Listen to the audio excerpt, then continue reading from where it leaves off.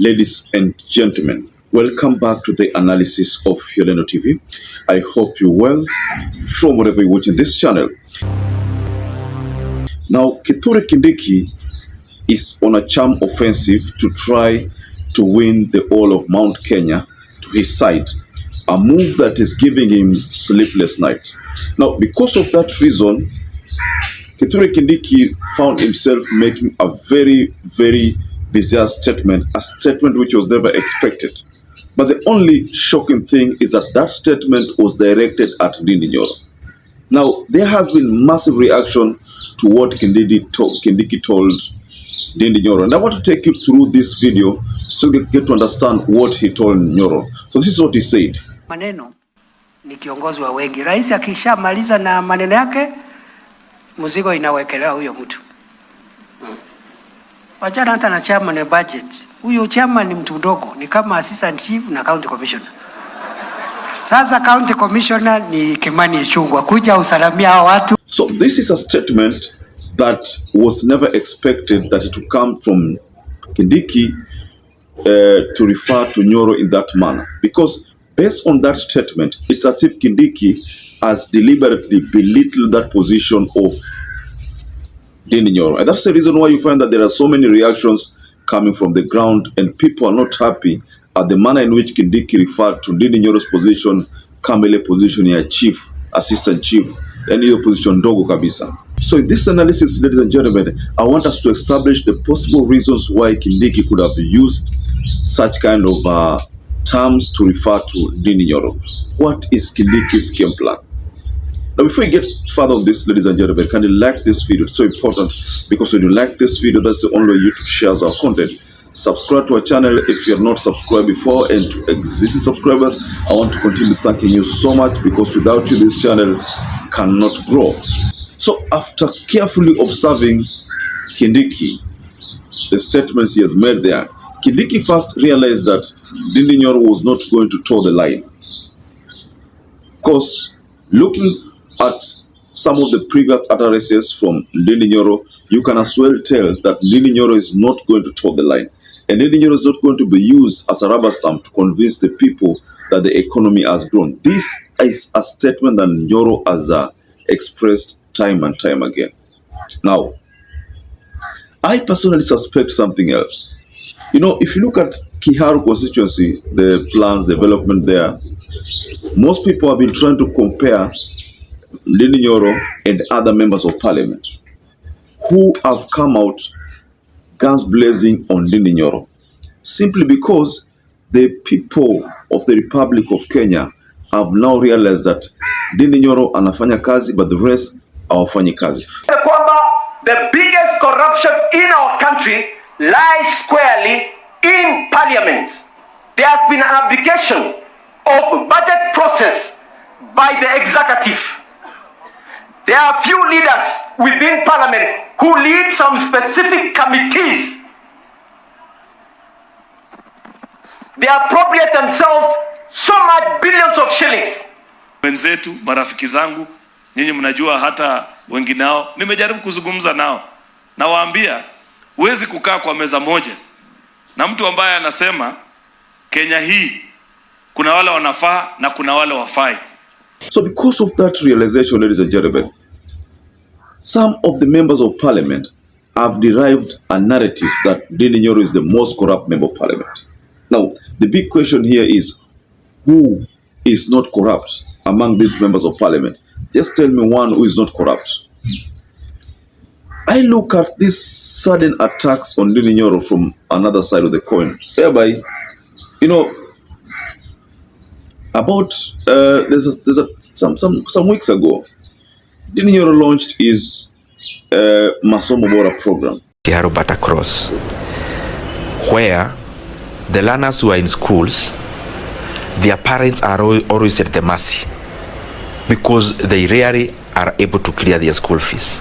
Masomo Bora program. And for those of you who followed that statement NDINDI made, then you realize that the people in Kiharu constituency ni kama wamemweka NDINDI mbele, wanampenda kabisa. You see, there is no way anybody will want to host NDINDI from Kiharu constituency.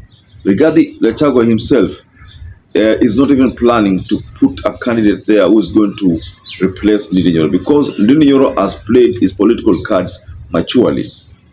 I think some of these comments which are targeted at Ndindi Nyoro is just because of weave. Let me use the word weave, jealousy. That is what I see, ladies and gentlemen.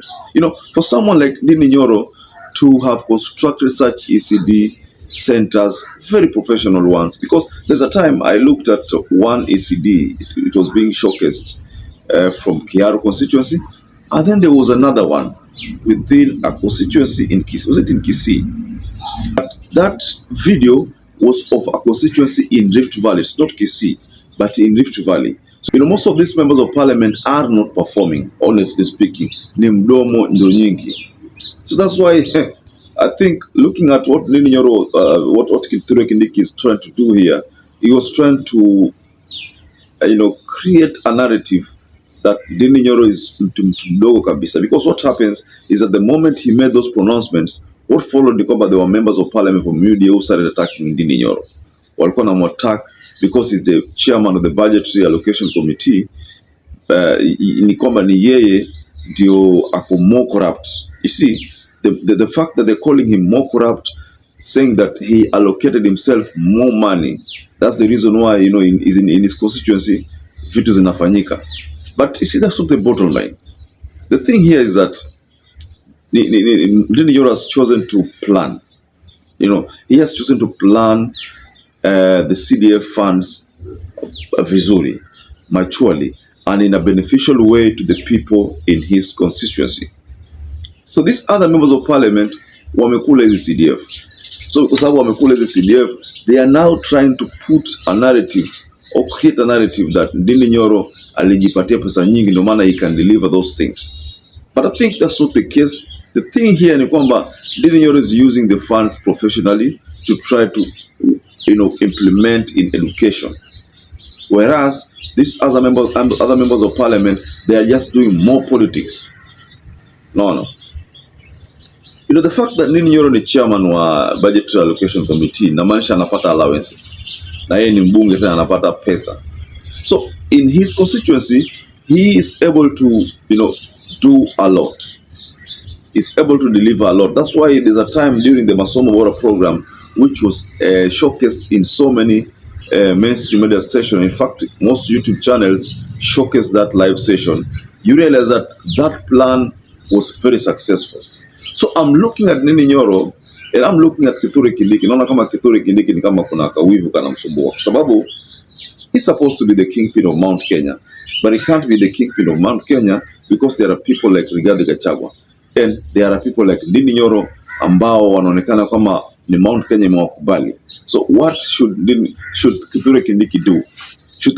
Kithure Kindiki, being a professor, inambidi tengeneze njama ya kugawanya wale watu wa Mount Kenya so that he can control his own sizable chunk of votes in Mount Kenya, hata kama ni kidogo lakini atakuwa control by first of all making sure that people like Ndindi Nyoro do not get political mileage ambao anapata.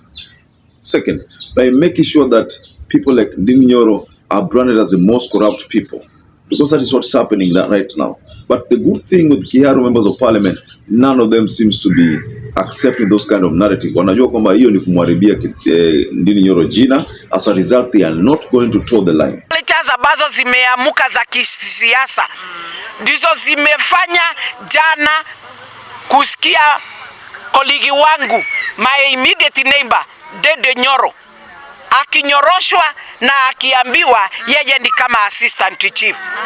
Your Excellency, does it mean assistant chief hana maana yake? Mpaka tumefika tukitaka kuonyesha mtu hakuna venye anakaa, tunatumia jina ya assistant chief, na venye tunavalue assistant chief kwa ile kazi wanafanyia serikali hii kutoka pale kwa kijiji.